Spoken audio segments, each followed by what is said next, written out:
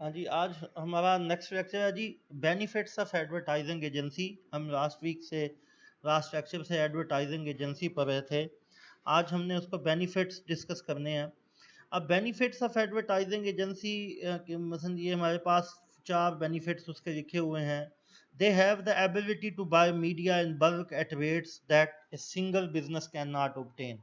अब ये क्या करती है, जो एडवर्टाइजिंग एजेंसी है वो, क्योंकि उसका काम ही एडवर्टाइजिंग करना होता है, उसका काम ही एडवर्टाइज करना होता है चीज़ों को, और उसका ये बिज़नेस होता है। तो वो ऑलरेडी उसके पास बहुत सारी चीज़ें वो जो एडवर्टाइजिंग से रिलेटेड होती हैं, मीडिया से रिलेटेड होती हैं, वो बल्क में परचेज़ की होती हैं। क्योंकि उसने बहुत सारी कंपनीज़ के लिए एडवर्टाइजिंग का काम करना होता है, बहुत सारी कंपनीज़ के लिए एडवर्टाइजिंग उसने करनी होती है। तो इसकी वजह से वो क्या करती है, इसकी वजह से वो जो कंपनी है वो काफ़ी क्या कहते हैं कि जी बल्क में या काफ़ी ज़्यादा क्या कहते हैं स्पेस में वो मीडिया, एडवर्टाइजिंग मीडिया टाइम वो खरीद रही होती है, तो उसको वो सस्ता पड़ता है।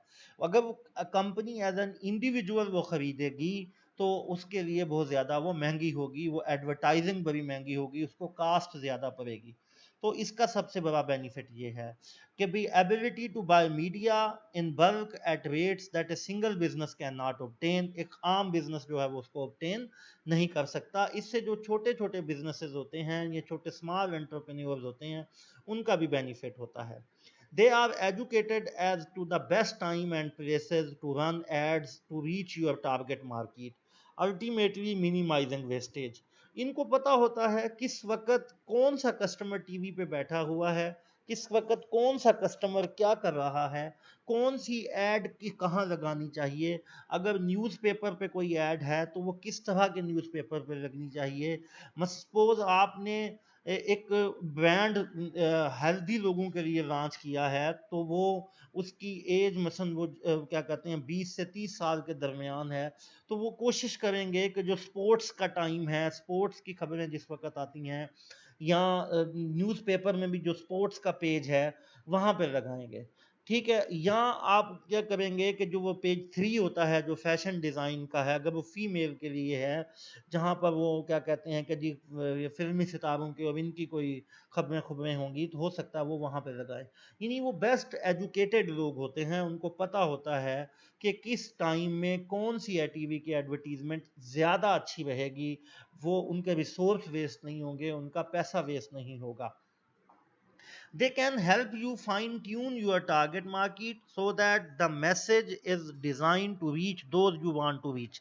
अब वो इस तरह आपकी ट्यून सेट करते हैं, इस तरह वो आपकी एडवर्टाइजिंग को सेट करते हैं, इस तरह वो आपकी के मैसेज को सेट करते हैं कि जो आपके टारगेट मार्केट है वो उस तक उनका प्रॉपर और सही मैसेज पहुंच जाए, और बहुत अच्छे तरीके से वो क्या कहते हैं उस मैसेज को वो पहुंचा सकें। और सबसे बड़ा बेनिफिट इजीली एडमिनिस्ट्रेड, क्योंकि वो एडवर्टाइजिंग के पूरे सिनेरियो को जानते होते हैं, हर एक चीज़ को जानते होते हैं, जितनी भी चीज़ें एडवर्टाइज हो रही होती हैं वो उन तमाम को जानते होते हैं।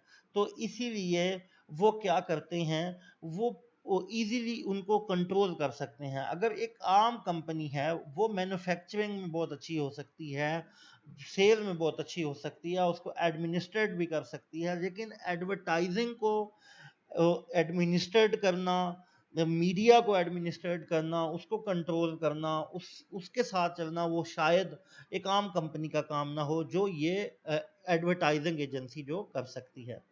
डिसएडवांटेजेस क्या हैं इसके? डिसएडवांटेजेस भी हैं मसलन कि जी using an advertising agency would be the communication factor.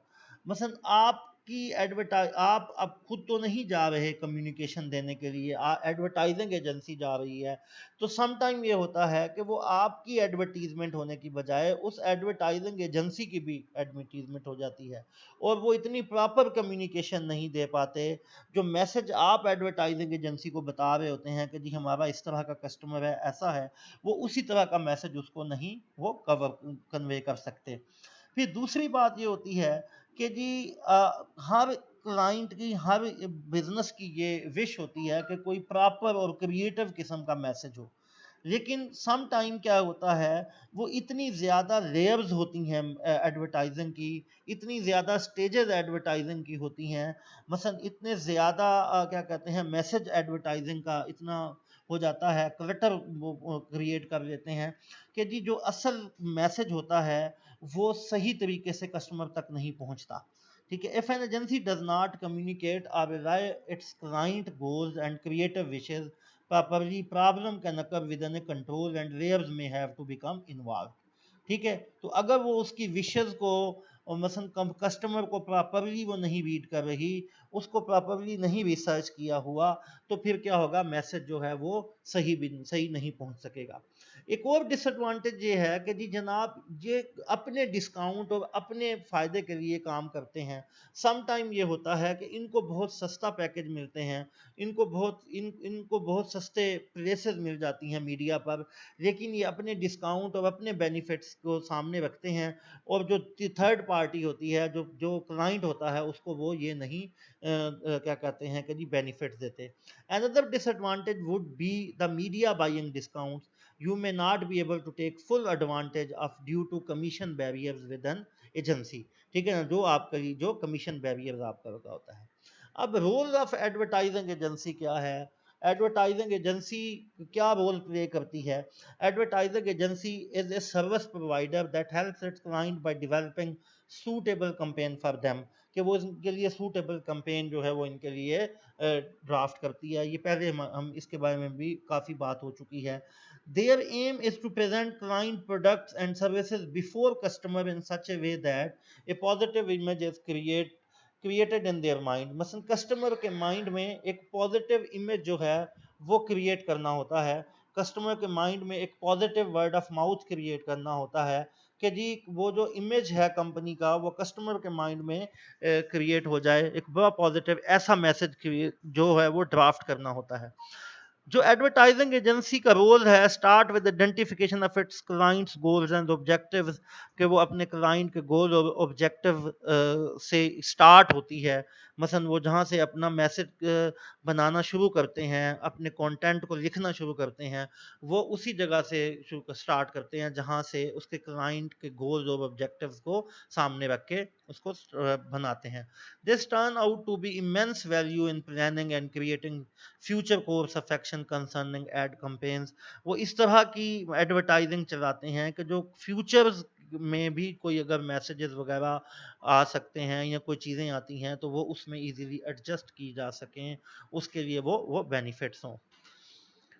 अब फंक्शन ऑफ एडवर्टाइजिंग एजेंसीज क्या हैं, फंक्शन फिर ये नेक्स्ट वीडियो में आपको क्या इसके बारे में बात होती है।